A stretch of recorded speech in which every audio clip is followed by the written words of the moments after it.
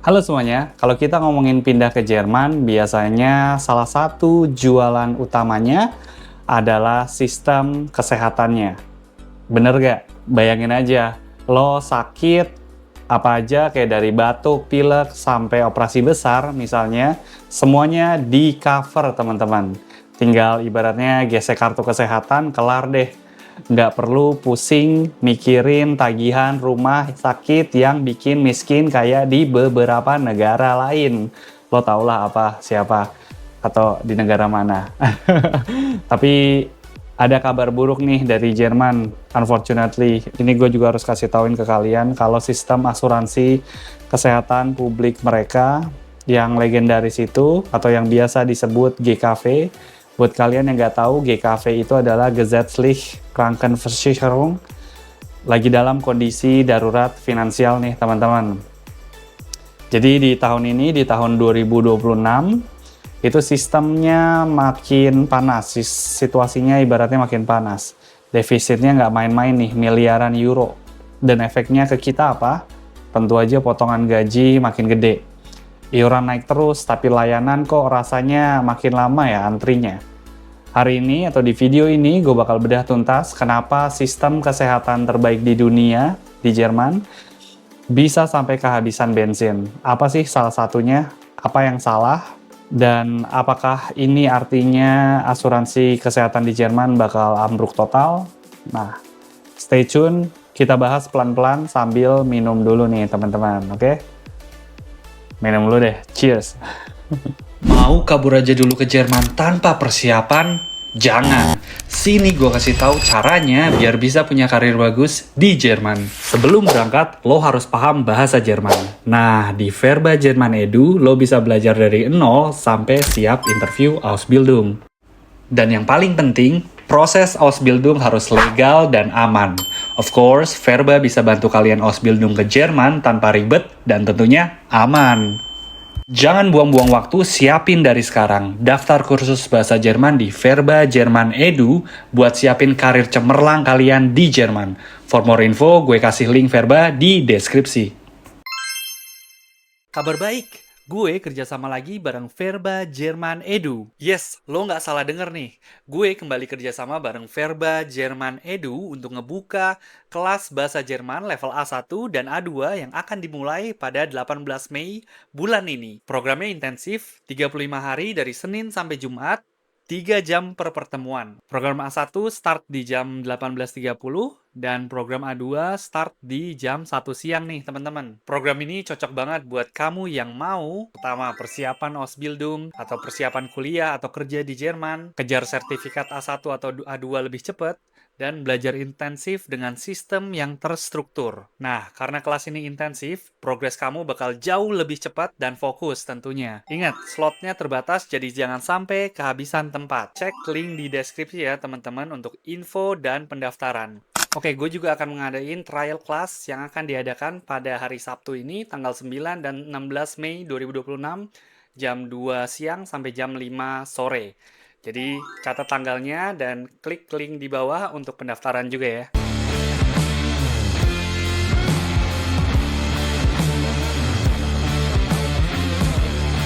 Dein Name?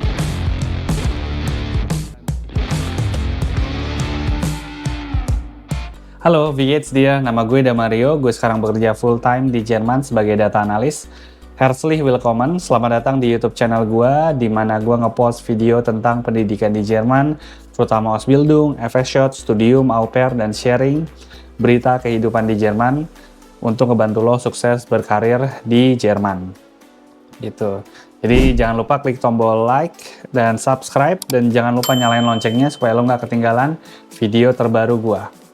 Gitu. Oke, gue mulai ke part pertama nih. Gimana GKV bekerja nih? Review singkat aja buat kalian yang belum tahu, dan sebelum gue masuk ke poin intinya. Sebelum kita masuk ke masalahnya, kita harus ibaratnya paham dulu nih dasarnya. GKV itu kan adalah sistem solidaritas ya. Artinya yang sehat itu bayarin yang sakit, yang muda itu bayarin yang tua, dan yang kaya bayarin yang kurang mampu, ibaratnya gitu kan. Dan iurannya itu bisa diambil langsung dari gaji kalian nih.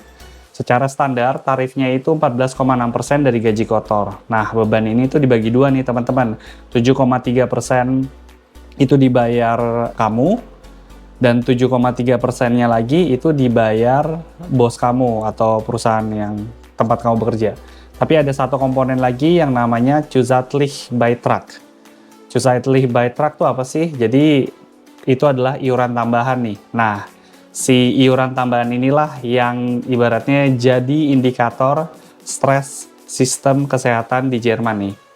Kalau misalnya asuransi kesehatan kan atau Krankenkasse merasa uangnya ibaratnya kurang, mereka bakal naikin angka ini nih. Dan di tahun 2025 sampai 2026 ini, angka ini lagi meroket tinggi banget nih. Dan gue udah lihat juga di ibaratnya salary gue yang gue lihat itu lumayan naik dia angkanya. Dan ini meroket tinggi banget. Halo, gue mau ngingetin kalau sekarang lo bisa bergabung jadi member di channel gue. Sebagai member, lo akan mendapatkan akses video eksklusif ke lebih dari 45 modul pembelajaran bahasa Jerman A1, early access ke video-video baru gue sebelum rilis ke publik. Yuk bantu channel ini berkembang dan jadi bagian dari komunitas pembelajaran bahasa Jerman yang positif dan saling mendukung.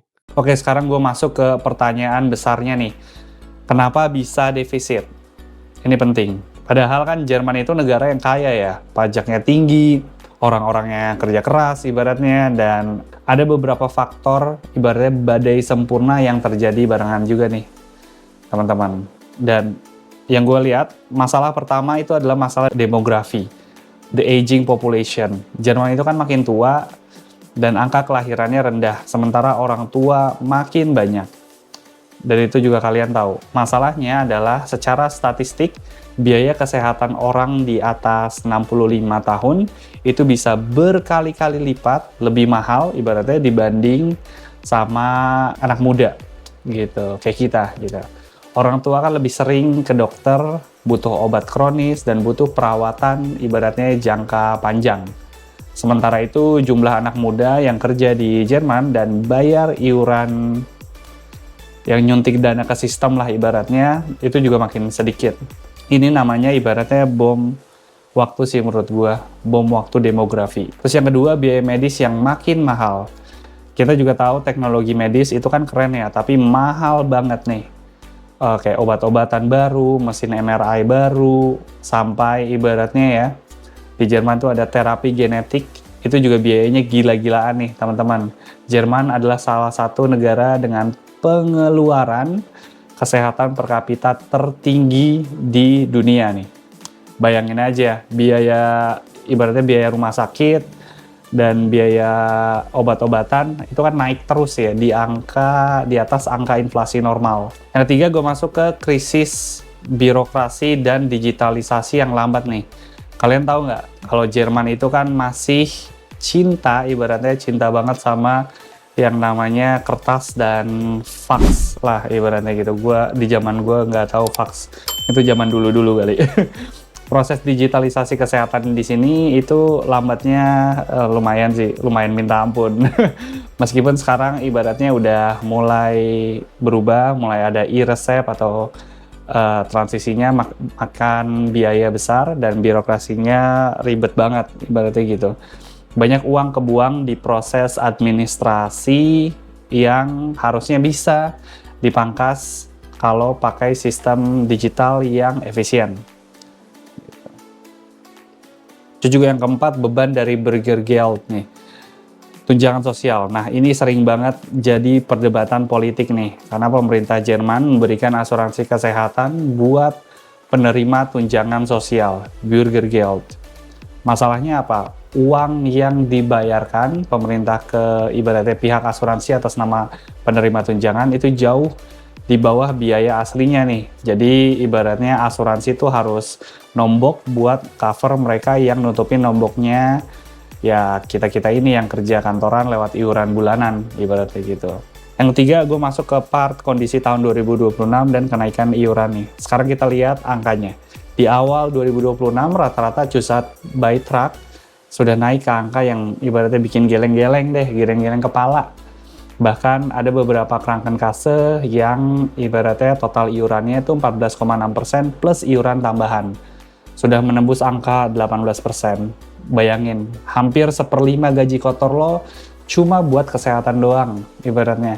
Selain itu pemerintah juga lagi pusing nyari cara nutupin defisit miliaran euro. Ada beberapa usulan ekstrim yang lagi digodok nih di Jerman.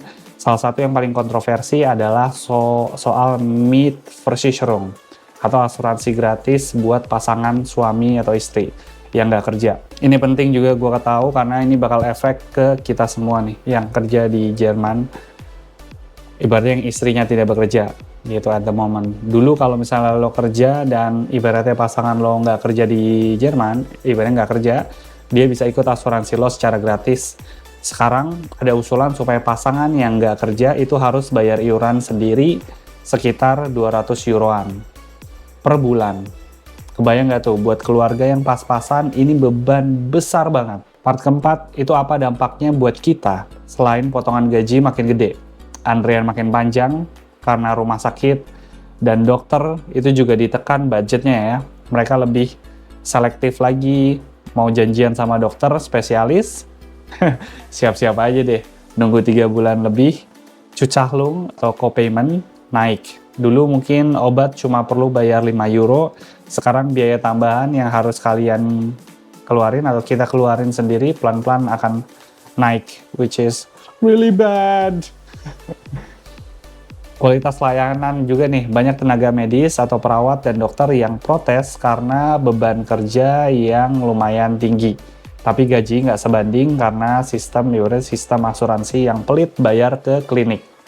Lalu mending pindah ke private health insurance? Apa enggak ya? Banyak orang berpikir, pindah ke asuransi swasta aja deh biar lebih murah dan cepat dapat dokter. Eits, jangan salah. Private insurance itu emang enak di awal pas kamu masih muda dan sehat. Tapi begitu lo tua, premi private insurance bisa meledak jadi ribuan euro per bulan. Sekali kamu masuk private insurance, balik lagi ke public, itu susah banget. Ada syarat-syarat ketatnya nih, jadi jangan asal pindah tanpa riset yang mendalam ya teman-teman. Yang kelima nih, solusi dan masa depan, apakah GKV bakal kolaps? Jujur, kayaknya nggak akan sampai kolaps sih total. Jerman itu kan negara yang stabil secara sosial karena sistem ini. Kalau ini hancur, ibaratnya tatanan sosial Jerman itu bisa goyah sih. Solusi yang lagi diomongin pemerintah antara lain, ibaratnya pajak gula dan rokok. Naikin pajak barang yang nggak sehat buat nambahin kas kesehatan, ini juga salah satu yang lagi digodok.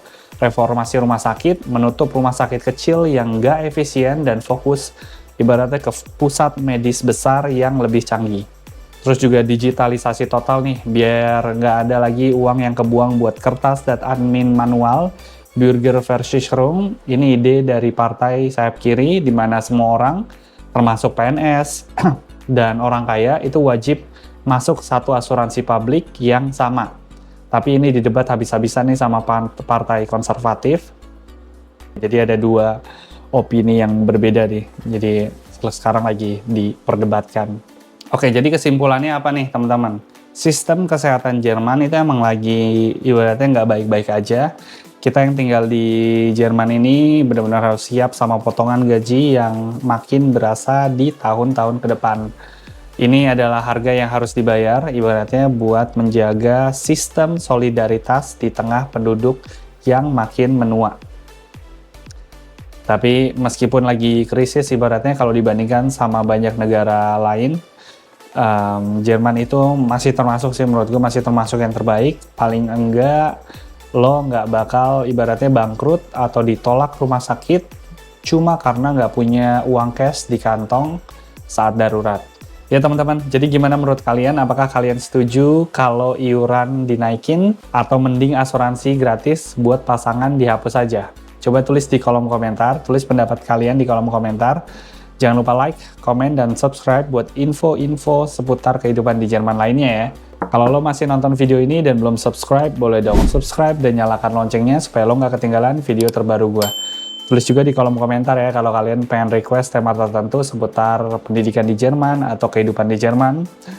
Dan gue juga pengen ngasih tauin kalau gue ngebuka YouTube membership, ada beberapa penawaran, dan dengan join membership untuk dapatkan video eksklusif pembelajaran bahasa Jerman. Gitu. Alright, vielen Dank und auf Wiedersehen. Ciao.